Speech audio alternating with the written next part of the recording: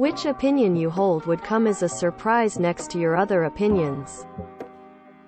I live in the UK and I'm a massive socialist. In theory, I should be against the House of Lords, our higher parliamentary house, like the US Senate, but comprised largely of hereditary peers and the elite. But I'm not. Why? Because it's a largely apolitical check on our House of Commons, House of Representatives equivalent. For most of recent history, the ruling party has been the Conservatives, our equivalent of the Republicans. And having a mostly non-political House keep them in check has in many cases prevented or enforced sensible provisions on some truly horrible legislation. So many members of the House of Lords are just, for example, retired professors and judges, who like to vote on intellectual merit without anyone to whip them into political line.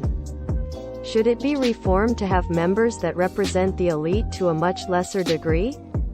Absolutely. But it still does more good than harm, I feel, to have a check on legislation that isn't under the complete control of potentially one person.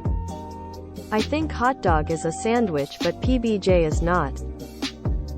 I think that the only reason to wear expensive jewelry is as an offensive way to lord it over those less fortunate than you, and that you should not be surprised that doing so will entice violence. The protection that your expensive status symbols have is through the system, which empowers the wealthy and uses physical force to do so, showing off that you can wear jewels and the poor people can't do anything about it, or else the police will kick their ass, is a form of utilizing systemic violence to appease oneself. If you're caught outside of that system, say in an alleyway, don't be surprised when you're told to hand them over.